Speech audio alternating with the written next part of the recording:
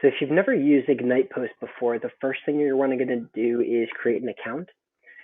And you can start by just entering in your name, your email, setting up a password, and your phone number. And the first thing that you're going to see when you sign up is your campaigns page. We don't have anything yet, but that's what we're going to go through right now, is creating that first campaign. So you can do that by clicking that first button, and that will take you to this page where you can create your new campaign. So if we wanted to do, say, a holiday thank you for 2019, we could name our campaign with that. We can mark that off as a customer service follow-up or a thank you, just to keep track of the type of campaign that it is, and go ahead and create. The first options that you'll see are the type of card that we send. So we send a folded card where you could put an image on the front, and on the inside of the card would be your message. We also have a postcard version where you'd have a photo on one side and your message on the other side. So if we selected the second week in December, we'd be able to select exactly when we'd start shipping those cards out to those recipients that you upload. The sender address would just be the address that's on the return address for whatever's getting shipped out. So you can enter in the sales agency rep's name, you can enter in the CEO's name, you can enter in your name, and then the address, whatever you want that address to be on the return address as well. From here, you can select the font of the message that's going to get sent out. Here's just an example message that I whipped together here. As you can see, it's making use of the merge tags that are available. Now, these merge tags are based on the CSV of data that you're uploading, so your contact list. So for example, if your list has first names labeled as a header, you'll be able to make that a merge tag in your message. You'll also be able to add things like your company. So if in your CSV that you're uploading, you have your company name listed, we'll be able to merge that into your message as well. So you can really customize and personalize these messages based on the data that you're uploading. You'll be able to also play around with the font to see exactly what the message will look like when it's shipped out to the recipient. Below there, you see that you have the option to add a design to the card. So this is what's going to be printed on the front of the card or on the back side of the postcard. You also have the option to upload your own message if you want to upload your logo or another custom design. And next step would be to create. So you do see you have the option to import your contact list. And this is what I was talking about when we were referring to those merge tags.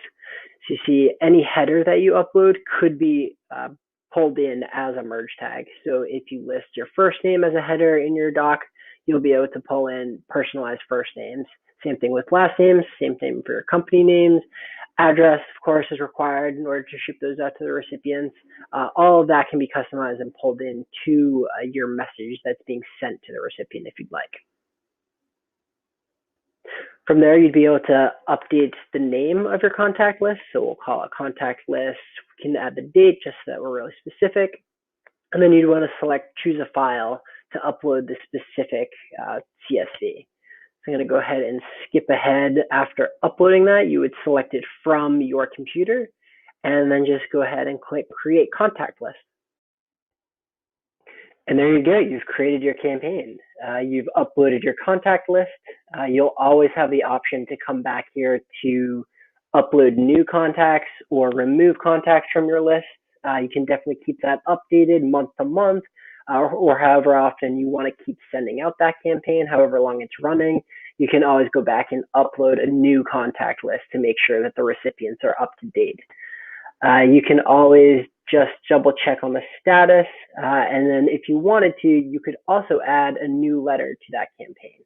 But here's where you can always also edit the message as well. So if you ever needed to edit the specific message that was getting sent out, you can do that. But we can also add a new letter if we wanted to send multiple letters. So you can go ahead and click add a new letter if you wanted to do that. And it's going through that exact same process again, where you'd be able to enter in the message that gets sent out, and you'd be able to select the send date to make sure that you have multiple letters running on a consistent basis. So we definitely recommend setting up a few letters if you really want to have an effective message reaching out to your customers. So let's go ahead and add that new letter. I just kind of put in a test example here. Again, it's the exact same process where you can use those merge tags if you want to really customize it. We have a few examples there for you. You can select your custom letter, say it's blank, or you could choose a different logo if you wanted to put it on the front of that letter. Go ahead and create. And that will be added to your existing campaign. So now you have multiple letters within this campaign that you can go back and edit. You can add as many letters as you wanted to, and you can really essentially create a drip campaign with these personalized handwritten outreach notes. So it's really cool. You have a ton of customizability there. You can always keep your contacts up to date and always come back and edit your campaign however you'd like to, depending on how often you want it shipped or what the messaging you want it to be. You can always come back into your dashboard and keep that up to date. But that's it for creating a campaign. And of course, if you have any questions or run into any issues, you can always reach out to us at support@ignitepost.com.